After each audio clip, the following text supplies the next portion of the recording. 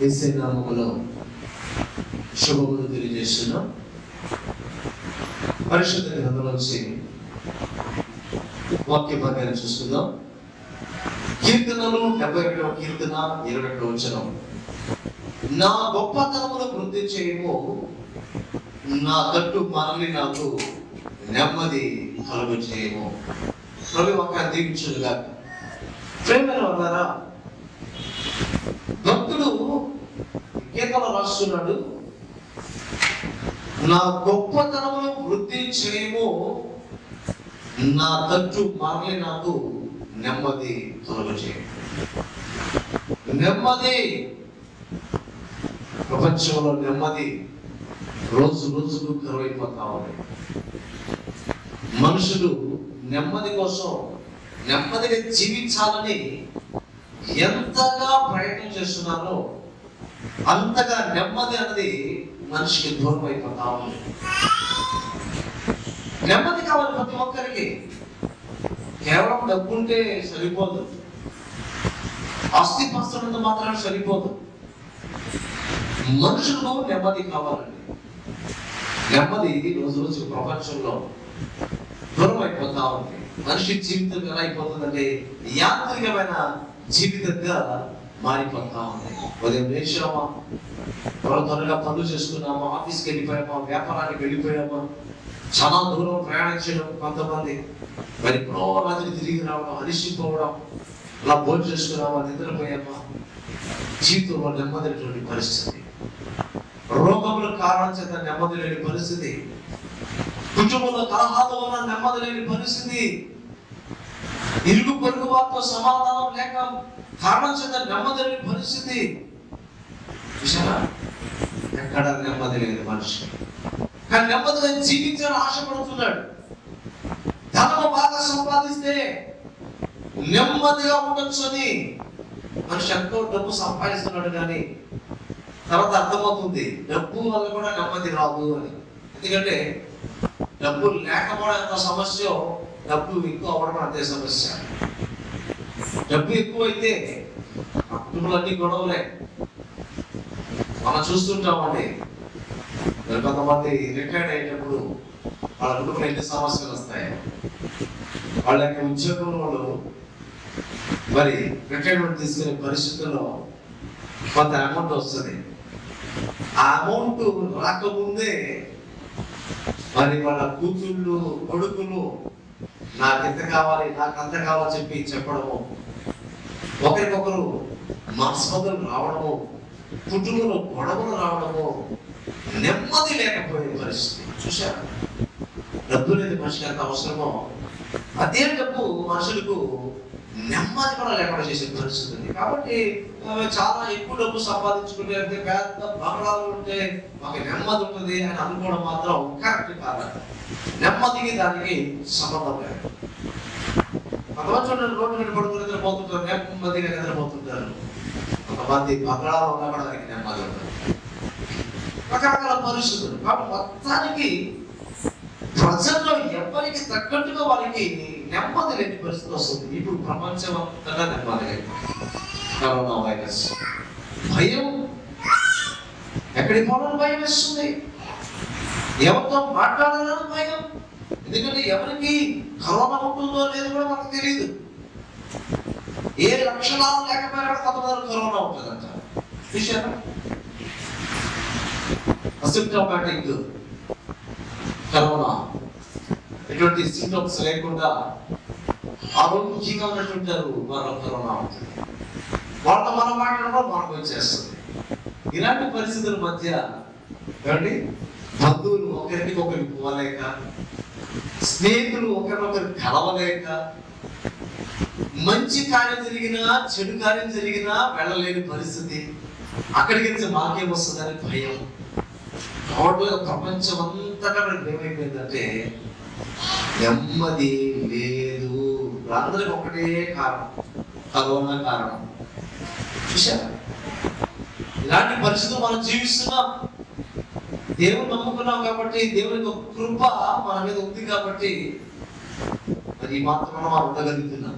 ప్రతిరోజు ప్రార్థన చేసుకుంటూ, ఆయనకు మొర పెడుతూ, ఆయన చేతులు మన జీవితాన్ని అప్పగించుకుంటున్నాం కాబట్టి ఈ మాత్రమైన మనం ఉన్నాం. ఇలా ఉన్నందుకు దేవుని మనం కనపరచాలి. ఈ దినాన్ని చూడలేని వాళ్ళు ఎంతమందో కదా, వేలకు వేలు పిట్టల వాళ్ళని రాలిపోతున్నారు.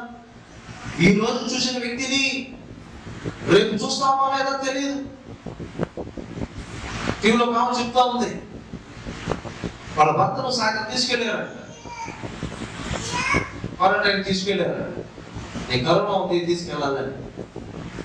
ఆయన బాగానే ఉన్నాడంట. ఆయన నీకు రా తీసుకెళ్ళాలి, ఎప్పుడు వచ్చేస్తారులేమా, ఎన్నింటి వచ్చేస్తారేమో చెప్పి తీసుకెళ్ళారు. సరే ఆయన కూడా ధైర్యం, నేను బాగున్నా, నాకేం కాదు, నేను 3 రోజులు వచ్చేస్తానో చెప్పి ఆయన వెళ్ళాడు. ఆయన పెద్ద వయసే కదా, 40+ ఉంటుందంట. బాగా ఏడుచుకున్నా ఇంట్లో, సరే ఇంకో ఎల్లుండి వస్తాడని నేను చూస్తున్నాను. ఉదయకాలం వార్త ఏంటో తెలుసా, ఆయన రాత్రి చేసిపోయాడు, ఉదయం పాత పెట్టేసి. అయ్యా మాకేం చెప్పలేదు, కంట్లో కూడా చూడలేదు, ఆయన అంత అయిపోయింది. రాత్రి అయిపోయింది, రాత్రి చేసిపోయాడు. సాయంత్రం తీసుకెళ్ళారంటే రాత్రి చేసిపోయాడంటే ఉదయం పాత పెట్టేసాడు. ఆ విషయం బాగా అయిపోయాడు కూడా గట్టిగా. ఎంత దారుణమైన పరిస్థితి, నెమ్మది లేదు.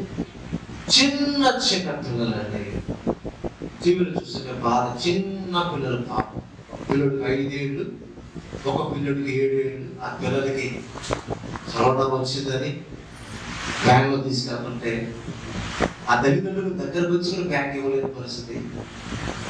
చూడండి, ఆ పిల్లలు వచ్చినానికి నచ్చిన బ్యాంక్ ఎత్తుకొని అమాయకంగా వెళ్తున్నారు క్వారంటైన్. అక్కడ 14 రోజులు చిన్న 5 ఏళ్ళు పిల్లవాడు, 7 సంవత్సరాల పిల్లవాడు ఉన్నారంట. తల్లిదండ్రులు విడిచి, కుటుంబాన్ని విడిచి, పెద్దలైన మనకే భయం వేస్తుంది. అలాంటి పరిస్థితులు రాకూడదు. పోయిపో 14 రోజులు ఎక్కడ ఉంటాం మన ఇంట్లో, అంతా వదిలేసి ఆయన భయపడిపోతుంటాడు కదా. చిన్న చిన్న పిల్లలు, ఎంత దారుణమైన దినాల్లో మనం జీవిస్తున్నామంటే మన ముందు తరంలో కూడా ఇలాంటి పరిస్థితి ఎక్కడు అలా. పెద్దల తరంలో కూడా ఇలాంటివి ఏదో కొన్ని వచ్చాయి, కానీ ఆయా దేశానికి పరిమితమైనవి. అంటే ఒక ప్రాంతానికి, ఒక దేశానికి కాదు కదా, ప్రపంచమంతగా ఒకటే సమస్య, కరోనా సమస్య. నెమ్మది లేదు, అన్ని ఆగిపోయి అందరికీ నష్టం. ఇలాంటి పరిస్థితుల్లో దేవుని వాక్యం ఈరోజు మనం వింటున్నామంటే నిజంగా దేవుని కృప అండి. దగ్గర భక్తుడు వస్తున్నాడు, 71వ కీర్తన 21వ మనం చూసుకున్నాం కదా. ఆయన ఏమంటున్నాడు, నా గొప్పతనము వృద్ధి చేయము, నా తట్టు మనలి నాకు నెమ్మది అయిచ్చే. నాకు నెమ్మది కావాలయ్యా, నెమ్మది కావాలి. దేవుని మనం అడగాలండి, ఎలాగ నెమ్మది ఇవ్వయ్యా, నా కుటుంబంలో మనకు నెమ్మది ఇవ్వయ్యా, మేమున్న ప్రాంతాల మాకు నెమ్మది ఇవ్వయ్యా, మా దేశంలో మాకు నెమ్మది కలిగించయ్యా. నెమ్మది ఖచ్చితంగా దేవుడు ఇస్తాడండి, నెమ్మది ఇస్తానని దేవుడు వాగ్దానం కూడా చేస్తున్నాడు. ఆ మాటను బైబిల్ చూద్దాం. దేవుడు వాగ్దానం మనకు ఉందండి. దేవుడు వాగ్దానం చేస్తున్నాడు. ఇర్మియా గ్రంథం 27వ అధ్యాయం 11వ వచనంలో చివరి మాట చూసుకోవచ్చు. ఇర్మియా గ్రంథం 27వ అధ్యాయం 11వ వచనం చివరి మాట ఉంటుంది, నేను వారికి నెమ్మది కలుగజేయుదును, ఇదే యెహోవా వాక్కు. సరే, దేవుడే చెప్తున్నాడు, నేను వారికి నెమ్మది కలుగజేస్తాను. నాకు నెమ్మది కావాలని మనం ఎప్పుడైతే దేవుని వేడుకుంటామో, మనుషులకి ఇవ్వలేదు, డబ్బైతే ఇవ్వలేదు, మన హోదా మనకి నెమ్మది ఇవ్వలేదు, మనకున్న సిరి సంపదలు మనకు నెమ్మది ఇవ్వలేదు. కానీ మనకు నెమ్మది వచ్చే మార్గం అయితే ఉంది, అవకాశం అయితే ఉంది. ఎలా వస్తుందంటే దేవుడు యొక్క వాగ్దానం మనకుంది. దేవాది దేవుడు సృష్టికర్త మన యేసుక్రీస్తు చెప్తున్నారు, మీకు నేను నెమ్మది కలుగజేస్తాను, ఇదే యెహోవా వాక్కు. అంటే దేవుడు మాట తప్పడండి. మాట తప్పడానికి ఆయన మనిషి కాదు, నరుడు కాదు. మనుషులు ఈ రోజు ఉన్నట్టుగా రేపు ఉంటారు, రేపు ఎందుకు గంట సేపు కూడా మారిపోయే అవకాశం, కాసేపట్లో మారిపోయే అవకాశం ఉంది. ఎందుకంటే మనుషులు కాబట్టి, మారిపోయే స్వభావం ఉంది కాబట్టి మనం మనుషులు. ఆయన దేవుడు, ఆయన మారనివాడు. మనం మారినట్లుగా దేవుడు మారడండి. ఆయన స్వభావం మారదు, ఆయన మాట మారదు, ఆయన వాగ్దానం మారదు. అందుకని ఒక మాట ఉంది, ఆకాశము భూమి గతించినను నా మాటలు గతింపవు. వేసే మాటలు ఎన్నడూ గతింపదు, ఎన్నడూ మారిపోదు. ఒక సున్నైనా పుల్లైనా ఈ గ్రంథము తీసివేయబడదు. కాబట్టి మన దేవుడు అంత ఖచ్చితంగా మనకు మాట ఇస్తున్నాడు, నేను వారికి నెమ్మది కలుగు చేతును, ఇదే యెహోవా.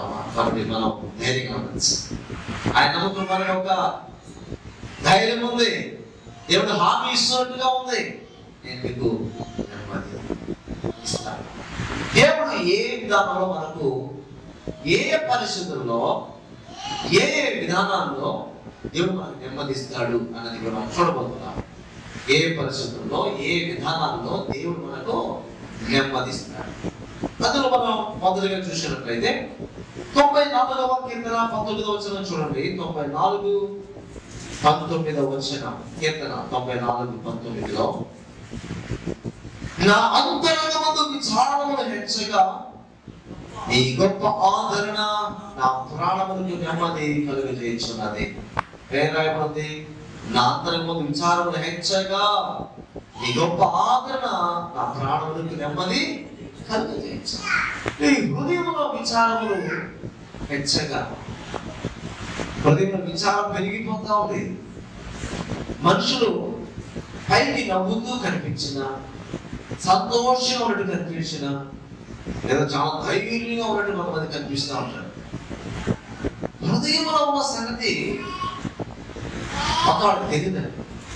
ఎందుకంటే లోపల దిగులు పెట్టుకొని, విచారం పెట్టుకొని పైకి నవ్వుతుండేవాడు ఎంతో మంది. కొంతమంది స్వభావం ఎట్లా ఉంటుందండి, వాళ్ళు పక్కన ఒక షేర్ చేసుకోరు, చెప్పుకోరు. అంటే వాళ్ళకి ఇష్టం ఉండదు. కొంతమంది చెప్పుకోరు.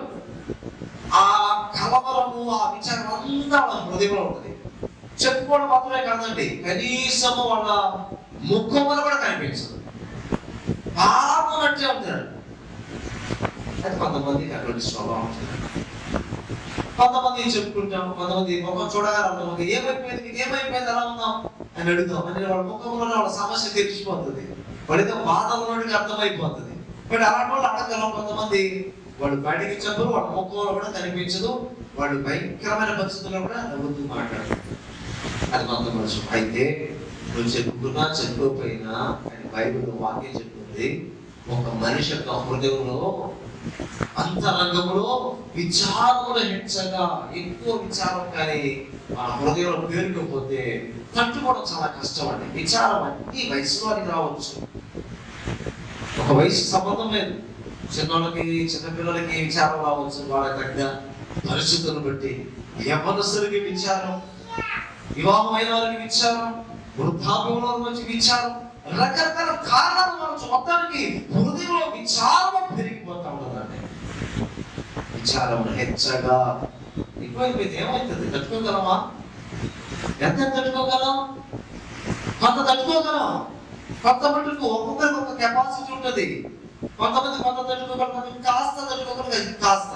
అంతేగాని పూర్తిగా తట్టుకోగల శక్తి ఏ మనిషికి అయితే ఉన్నాం. విచారములు పెరిగిపోతాము. ఈరోజు మనం ఏ విచారంలో ఉన్నామో, మన హృదయంలో, మన అంతరంగంలో ఎటువంటి విచారం హెచ్చిపోతా ఉందో, మన తోటి వారికి చెప్పకపోయినా మన హృదయాంతరం చూసే దేవుడికి మన విచారం తెలుసు. అప్పుడు దేవుడు ఏం చేస్తాడంట? ఎబ్రాయిం వాక్యంలో అంతరంగం విచారణ హెచ్చగా ఈ గొప్ప ఆదరణ నా ప్రాణములకు నెమ్మది కలుగజేయించిన దేవుడు ఆదరిస్తాడు. ఆదరించడం ద్వారా ఆ ప్రాణానికి నెమ్మది కలుగుతుంది. దేవుడు ఆదరిస్తాడు. విచారంలో మునిగిపోతున్న నీకు, హృదయం అంతా విచారంతో నిండిపోయిన నీకు దేవుడు వాగ్దానం ఏంటో తెలుసా? ఆయన ఆదరించే దేవుడు. హల్లెలూయా.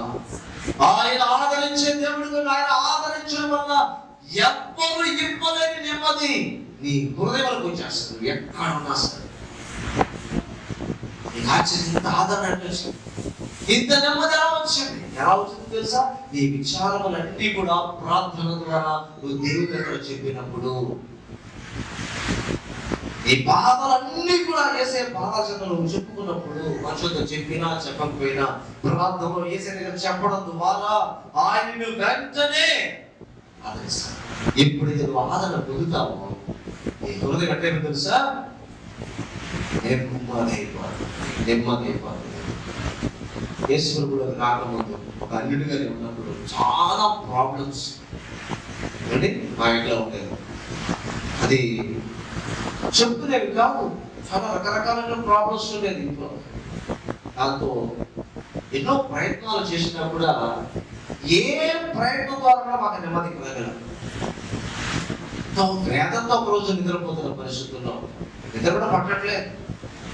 మమ్మల్ని కాపాడేవాళ్ళు ఎవరు లేదా, మమ్మల్ని కాపాడే దేవుడు ఎవరు లేదా అని బాధపడుతున్నటువంటి ఆ దినాల్లో ఊహించని రీతిలో నేను ఏ రోజు ప్రార్థన చెయ్యనటువంటి దేవుడు నాకు అనిపించాడు. ఆయనే ప్రభు అయిన యేసు. నేను ఏ రోజు ఆయన పూజించలేదు, ఏ రోజు నేను ఆయన ప్రార్థన చేయలేదు, ఏ రోజు ఆయన మాట వినలేదు, ఆయన గురించి నాకు తెలియదు. కానీ నన్ను కాపాడేవాడు ఎవరు లేదా, మాకు నెమ్మదించేవాడు ఎవరు లేదని బాధపడితే నేను ఉన్నానని ఆయన వచ్చాడు. కళ్ళు కనిపించాడు, వెలుగు కనిపిస్తా ఉంది, ఆ వెలుగులో ఒక స్వరూపం కనిపిస్తా ఉంది. ఆ స్వరూపం ఏమిటని నిదానించి నేను గమనిస్తే అది యేసు క్రీస్తు యొక్క స్వరూపంగా నాకు అర్థమైంది. ఆ నిద్రలో వచ్చిన కళలో ఆయన ఏదో మాట్లాడుతున్నాడు. ఆ మాటలకు అర్థం కావట్లేదు, కానీ నా హృదయానికి ఏమొచ్చిందో తెలుసా, నెమ్మది కలుగుతా ఉంది. ఒక పెద్ద బండరాయి తీసి పక్కన పెట్టాడు. గుండెల మీద పెద్ద బరువు ఉంటే తీసి పక్కన పెట్టాడు. అమ్మా అని కాదు వదిలేస్తుందా, అట్లా ఫ్రీ అయిపోయింది. నాకు వదిలేసేసరికి ప్రశాంతంగా ఉంది, నెమ్మదిగా, మనసంతా నెమ్మదిగా, కొత్తగా ఉంది. అంతా ఇంత కొత్తగా ఉంది, నెమ్మదిగా ఉంది, ఇంకా ప్రశాంతంగా ఉంది. ఎప్పుడు లేదే ఆలోచిస్తే రాత్రి వచ్చిన కళ గుర్తొచ్చాడు. ఓ యేసు ప్రభువు నాకు కనిపించాడు. ఎందుకు కనిపించాడు? నేను ఎప్పుడు పూజించలేదే, నేను ఎప్పుడు చర్చికి పోలేదే, నేను ఎప్పుడు ఆయన వాక్యం వినలేదే, నాకు ఎవరు ఆయన గురించి చెప్పలేదు. ఈయన ఎందుకు కనిపించాడు? నేను పూజించిన దేవతలో దేవుడు ఎవరు కనిపించలేదు నాకు. ఈయన ఎందుకు కనిపించాడు? ఈయన ఎవరో నేను తెలుసుకోవాలి. యేసు గురించి నేను తెలుసు. యేసు అంటే అందరూ తెలుసు, కానీ ఆయన గురించి తెలియదు కదా. కాబట్టి యేసు ప్రభు, ఓకే, యేసు ప్రభు అంటే ఆయన క్రిస్టియన్స్ దేవుడు కదా, నేను ఒక హిందువులు కదా, మంచి హిందువులు కదా, నాకెందుకు కనిపించాడు ఈయన? సరే తెలుసుకుందాం ఆయన గురించి. ఆయన ఈ లోపల ఆయన నమ్మల పుట్టించాడు. ఎవరో తీసుకోవాలి, నేనే వెళ్ళా వాక్యం చెప్పే స్థలానికి వెళ్ళాను. అక్కడ వాక్యం ఇచ్చాము, తన సేవ చెప్తున్నారు. ఆ వాక్యం వినగా అర్థమైంది యేసు ప్రభు క్రైస్తవులకు మాత్రమే దేవుడు కాదు, కానీ ఆయన ప్రపంచంలో ప్రతి ఒక్కరికి దేవుడైనాడు. యేసు క్రీస్తు అందరికీ ప్రభువు, దేవుడు తెలుసుకున్నాను, ఆయన రక్షకుడు తెలుసుకున్నాను, ఆయన స్వీకరించాను. నా కుటుంబం కూడా యేసు ప్రభువుని స్వీకరించింది. ఒక హిందువుగా, ఒక అన్యుడిగా, ఒక విగ్రహార్థుడిగా ఉన్నటువంటి నన్ను, నా కుటుంబాన్ని ఆశ్చర్యకరంగా ఆయన బిడ్డలుగా మారే అవకాశం దేవుడు మాకు ఇచ్చాడు. ధన్యతగా భావిస్తున్నాం. అప్పటి నుంచి మేము నెమ్మది యేసయ్య ద్వారా అనుభవిస్తున్నాం. ఎన్ని కష్టాలు వచ్చినా, నష్టాలు వచ్చినా, ఇబ్బందులు వచ్చినా ప్రార్థన చేసుకుంటాం. ఆ ప్రార్థన చేసుకుని వెంటనే ఆయన ఆదరణ వస్తుంది, నెమ్మది వచ్చేస్తుంది. అంటే సమస్య రాదని చెప్పట్లా, సమస్య ప్రతి మనిషికి వస్తుంది. కానీ యేసయ్య గొప్పతనం ఏంటంటే ఆయన బిడ్డలకు శ్రమ వచ్చినప్పుడు, బాధ వచ్చినప్పుడు, అంతరంగ విచారణ కలిగినప్పుడు వారు వెంటనే యేసయ్య పాదాల దగ్గరకు వస్తాము, మొరపెడతాము, ప్రార్థన చేస్తాము. వెంటనే మన హృదయం నుంచి ఆ విచారం తొలగించి విచార స్థానంలో నెమ్మది నివ్వగల దేవుడు యేసు క్రీస్తు. కాబట్టి ప్రియమైన సంగమా, మరి గమనించు, ఈ హృదయంలో విచారణ హెచ్చిస్తూ ఉన్నా. ఏడ్చుకుంటాడు, ప్రయోజనం లేదు. నువ్వు ఏడ్చుకుంటాడు, నీకు ఏం ప్రయోజనం లేదు. ఇలా ఎందుకైంది, ఇలా ఎందుకైంది, ఇలా వాళ్ళు ఎందుకు నన్ను అన్నారు, నన్ను ఎందుకు అర్థం చేసుకోలేదు, నన్ను ఎందుకు ఇంత మాట అనేశారు, నేను ఏం చేశాను వాళ్ళకి, నేను బాగానే కదా ఉన్నాను, నేను అన్ని విషయంలో జాగ్రత్తగా ఉన్నాను కదా, అయినా కూడా నన్ను ఎందుకు ఇలా అంటున్నారు, వాళ్ళు నాకెందుకు ఇటువంటి నష్టం వచ్చింది, ఇటువంటి కష్టం వచ్చింది, నా జీవితంలో నా జరగాలన్నా, నేను తీసుకున్న డెసిషన్స్ కరెక్ట్ కాదా, ఇలా రకరకాల క్వశ్చన్స్ వచ్చేస్తుంటాయి. అది కాదు చేయాల్సింది. నేను చేయాల్సింది వెంటనే యేసయ్య పాదాల దగ్గర వచ్చాను. యేసయ్యా, అంతలో విచారం పెరిగిపోతుందయ్యా, తీసేదైనా నాకు మొదటి నెమ్మది ప్రభా. నెమ్మది వస్తే నువ్వు చక్కగా ఆలోచిస్తావు తెలుసా. ఎప్పుడైతే నెమ్మది వస్తుందో, ప్రశాంతత వస్తుందో, నీ మైండ్ బాగా పనిచేస్తుంది. నువ్వు చక్కగా ఆలోచన చేయగలవు. ప్రతి సమస్యను ఎలా పరిష్కరించాలో నీకు ఆలోచన వస్తుంది. అదే నువ్వు విచారణ అనుకోండి, మనకు ఆలోచన సరిగా రాదు. ఏది కరెక్ట్గా ఆలోచన రాదు, ఏం చేయాలో ఆ చేత కాదు, టెన్షన్. అందుకని బైబిల్లో వాక్యం చూస్తున్నా మన అంతరంగ విచారణ ఇచ్చినప్పుడంట దేవుడు ఆదరించి నెమ్మదిస్తాడు. ఎలా నెమ్మదిస్తాడంట? ఏ విధంగా ఆదరించి నెమ్మదిని ఇచ్చే దేవుడుగా మనకున్నాడు. ఏ పరిస్థితుల్లో? ఈ అంతరంగములో విచారణ గ్రహించినప్పుడు ఆదరణ ద్వారా నెమ్మది మనకి ఇచ్చే దేవుడుగా మనం ప్రొవైడ్ చేస్తూ. ఇది మన వ్యక్తిగత జీవితంలో అనుభవించాలండి. ఇప్పుడు మనం చాలా అనుభవించినాం. నేను చాలాసార్లు అనుభవించినటువంటి నెమ్మది ఎన్నోసార్లు కృంగిపోయిన పరిస్థితిలో నిలబెట్టేసాడు. నేను కూడా మీకు కూడా ఖచ్చితంగా ఎక్స్పీరియన్స్ ఉంటుంది, ఏదని చెప్పాలి, ఎవరికైనా ఎక్స్పీరియన్స్ వాళ్ళకి ఉంటుంది ఖచ్చితంగా. ఆయన ఆదరించకపోతే మనం బతకలేమండి, మనకి నెమ్మది. ఎందుకంటే ఏ మనిషి ఇవ్వలేని ఆదరణ యేసయ్య మాత్రం మనకి ఇవ్వగలడు. అది రుచి చూసిన వాళ్ళకి, అనుభవించిన వాళ్ళకి మాత్రమే అర్థమవుతుంది. కానీ తనకి అది అంతగా అర్థం కాకపోవచ్చు. అంటే మనం అనుభవించాం, మనకు అర్థమవుతుంది. చాలా సంతోషం. అలాగే ఇంకా ఏ విధానంలో దేవుడు మనకు ఆదరణ నెమ్మదిస్తాడో ఆ మాట మనం చూద్దాం. ఇంకా దేవుడు మనకి ఎలాగా నెమ్మదిస్తాడంటే 119వ కీర్తన 50వ వచనంలో ఏ పరిస్థితుల్లో ఏ విధానంలో ఆయన మనకు నెమ్మదిస్తాడో చూద్దాం. 119:50. నీ వాక్యము నన్ను బ్రతికించి ఉన్నది, నా బాధలో నాకు నెమ్మది కలుగ చేయించున్నది. ఏ పరిస్థితులు ఉన్నారంట? నా బాధలో నాకు నెమ్మది. బాధలో నెమ్మది. విచారం ఒక రకమైతే, బాధ ఇంకొక రకం. నా బాధలో నాకు నెమ్మది. బాధ వస్తా ఉంటాయి. ఏం బాధలు వస్తాయి? ఎన్నో బాధలు. అవి కూడా కొన్ని చెప్పుకోగలిగి ఉంటాయి, కొన్ని చెప్పుకోలేని బాధలు, వ్యక్తిగతమైన బాధలు, కుటుంబపరమైన బాధలు. మా కుటుంబంలో చాలా బాధలు ఉన్నాయండి, నాకు చాలా బాధలు ఉన్నాయండి, నేను చెప్పుకోలేను అంటుంటారు కొంతమంది. బాధ, ఆ బాధకి ఏదైనా విచారానికి రకరకాల కారణాలు ఉంటే బాధలు కూడా రకరకాల కారణాలు ఉంటాయి. బాధపడే వారు ఇంకొకరితో బాధ పంచుకున్నారు అనుకోండి, కొంతమంది ఎలా ఉంటారంటే బాధలో ఉన్న వ్యక్తిని వాళ్ళు మంచి మాటలు చెప్పి వాళ్ళని ధైర్యపరచాలా, ఓదార్చాలి. అది మనం చేయాల్సిన పని. ఎవరైనా కావచ్చు, ఏ మతం కావచ్చు, ఏ కులం కావచ్చు, ఒక వ్యక్తి బాధతో మన దగ్గరకు వస్తాయి. మనకు తెలిసి నాకు మాటలు చెప్పి పడేసారు, మనం ధైర్యపరచాలి, వాళ్ళు ధైర్యపరచాలి, వాళ్ళు ఓదార్చాలి. కొంతమంది ఏం చేస్తారు కదా సార్, బాధలో ఉన్న వ్యక్తికి ఇది అక్కర్లేదు, పెద్దలు పుండు మీద మిరపొడి చల్లినట్టుగా, నేను గాయం మీద మిరపొడి చల్లినట్టుగా బాధలో నిన్ను మరింత బాధకు గురి చేసేస్తాను. అంటే నువ్వు బాధగా వాళ్ళకు ఉన్నప్పుడు, నీ బాధ చెప్పినప్పుడు, అవునా ఇలా జరిగిందా. ఇప్పుడు కొన్ని బాధలు మన జీవితంలో మనం తెచ్చుకునే కూడా ఉంటాయండి, ఉండవా? మనం తెచ్చుకోవా? మనం ఒకటి ఏమి చేయము. మనకు మంచి జరగాలని ఒకటి చేస్తాం అనుకోండి, మనకు మంచి జరగాలనో లేక ఎదుటి వారికి మంచి జరగాలని ఏదో చేశాను, ఓకే మంచిది. నువ్వు అనుకున్న రిజల్ట్ రా, ఏమొచ్చింది? నీకు బాధ వచ్చి పడిపోయింది. నీకు బాగుంటుందని ఇంకొకరు బాధ ఉన్నది, ఏదో చేసావు, ఏదో మాట్లాడావు, కానీ అక్కడ నీకేమైందంటే నువ్వు అనుకున్నట్టు జరగదు, ఇంకోటిగా జరిగిపోయింది. ప్రతిసారి మనం అనుకున్నట్టు జరగదండి. మన మంచి ఉద్దేశంతోనే చేయవచ్చు ఒకవేళ, కానీ దాని కొంచెం ప్రతిఫలం మాత్రం ఎలా ఉంటుందంటే కొన్నిసార్లు మనకు బాధ కలుగుతుంది, ఇతరులకి బాధ.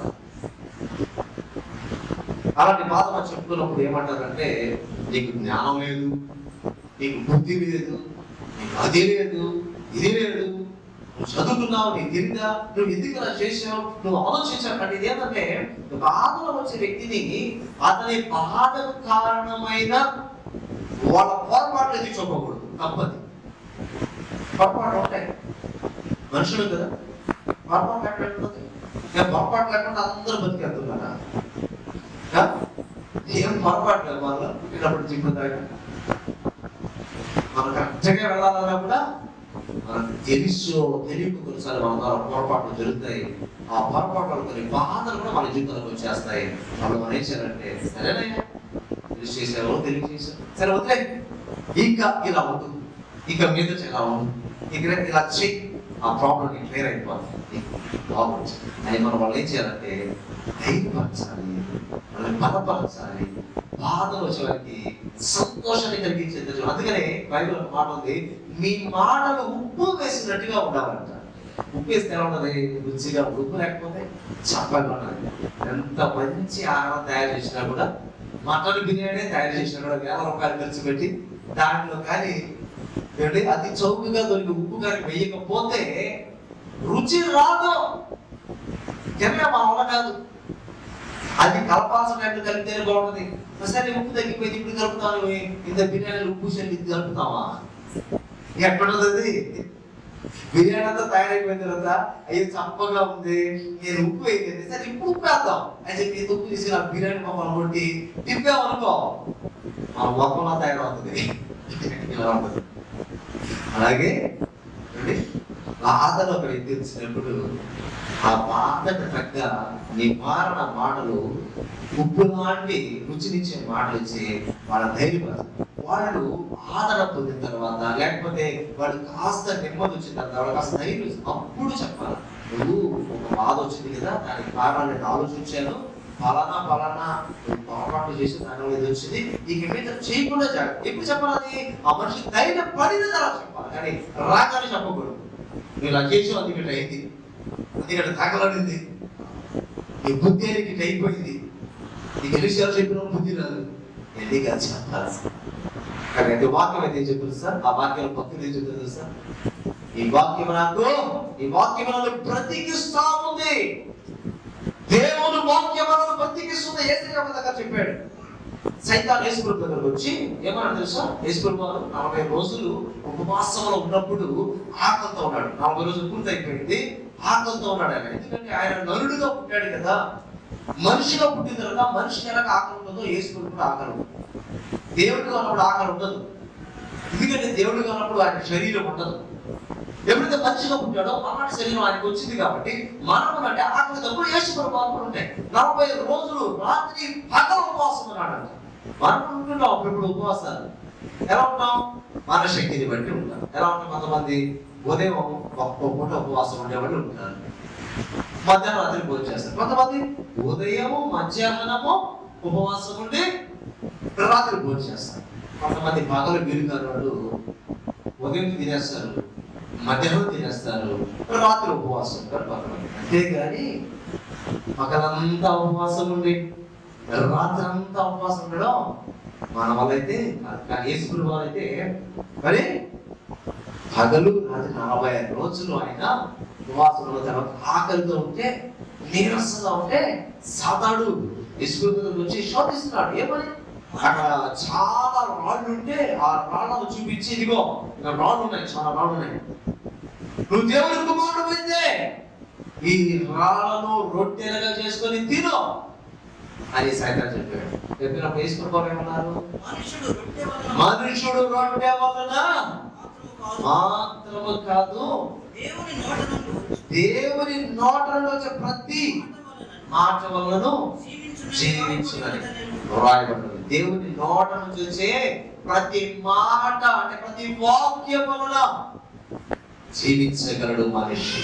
అదే ఇక్కడ చూస్తున్నాం. నీ వాక్యములను బ్రతికించి ఉంది, నీ మాటలను జీవింపజేస్తుంది. కేవలం ఆహారంతో మాత్రమే కాదు మనం బతికేది. ఆహారం అవసరమే, ఆహారం తినకుండా ఉండలేదు, నిజమే.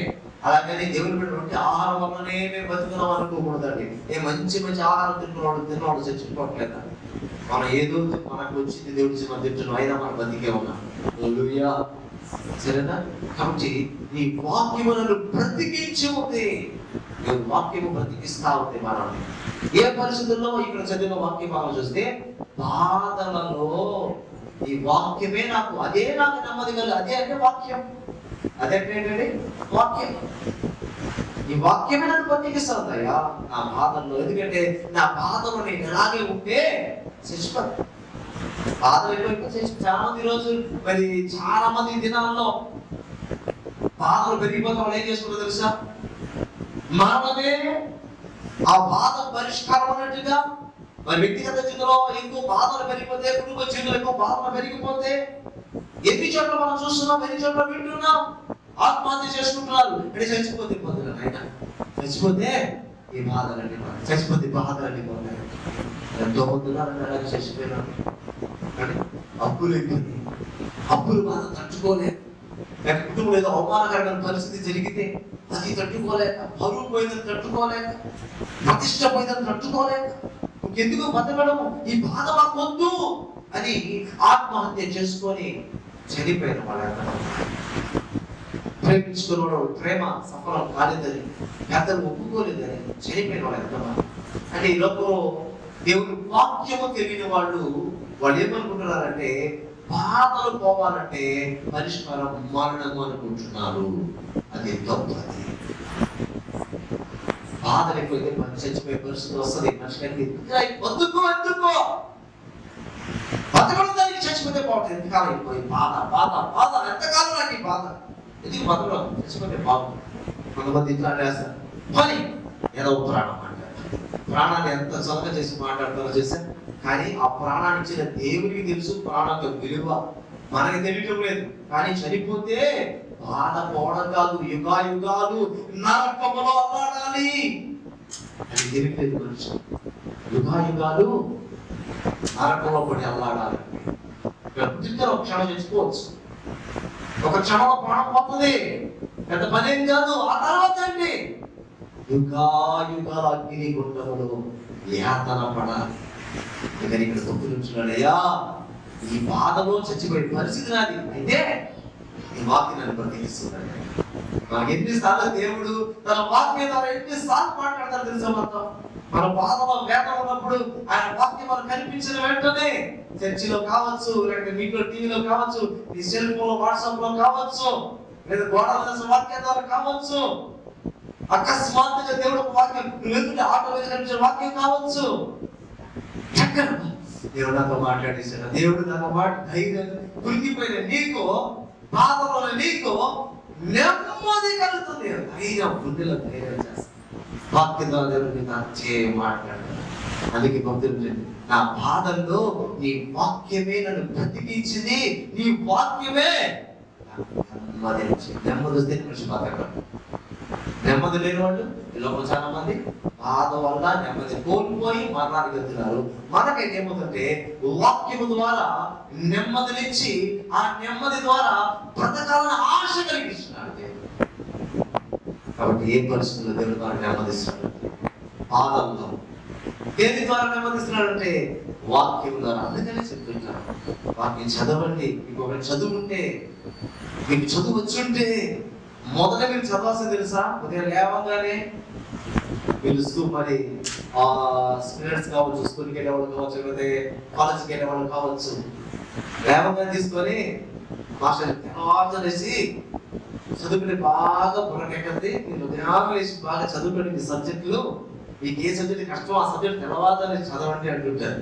కానీ మనం మొదట చదవాల్సింది నీ కాలేజ్ సబ్జెక్ట్స్ కాదు, నీ స్కూల్ సబ్జెక్ట్స్ కాదు. మొదట బైబిల్ తీసి చదవాలి. అది చదివి ఆ తర్వాత ఏదైనా చదవాలి. కొంతమంది లేవగానే న్యూస్ పేపర్ చదవాలంట. ఆయన చెప్తారు, నాకు నచ్చలేదు. న్యూస్ పేపర్ చదివితే దానికి చాలా సమస్యలు ఉంటాయంట. అవన్నీ తెలుసుకుని దానికి ప్రార్థన చేయాలి. నువ్వు ప్రార్థన చేయాలి. తర్వాత న్యూస్ పేపర్ చూస్తావు, టీవీ న్యూస్ చూస్తావు, ఆటోమేటిక్ ప్రార్థన చేయండి. ప్రార్థన చేయవు ఆ రోజంతా. లేవగానే న్యూస్ పేపర్ చదవాలని ఆయన అడ్రస్ ఇస్తున్నాడు. సేవకుడు ఆయన. అది నాకు నచ్చలేదు. మొదట నువ్వు దేవునితో మాట్లాడాలి, ఆ తర్వాతనే నువ్వు ఏదైనా రావాలి. న్యూస్ పేపర్ నీ సబ్జెక్టు ఏదైనా. కనుక ఉదయకాల సభ దేవుడు మాతో మాట్లాడుతున్నాడు. నెమ్మది లేని ఈ దినాల్లో, ఈ భయంకరమైనటువంటి ప్రపంచం అంతటా కరోనాతో నెమ్మది లేని పరిస్థితి అయితే దేవుడు చెప్తున్నాడు. ఈ భయంకరమైన పరిస్థితులు కూడా దేవుడు మనకు నెమ్మది ఉన్నాడు.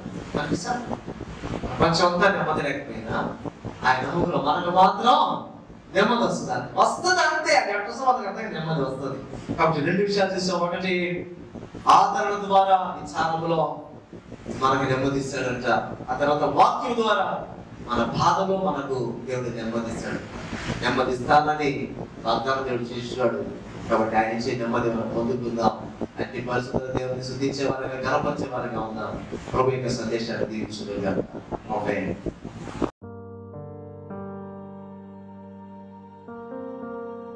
ప్రార్థన చేసుకుందాం. మహోన్నతుడైన మా తండ్రి, సర్వశక్తి కలిగిన ప్రభువైన యేసు నామములో కృతజ్ఞతలు చెల్లిస్తున్నాం.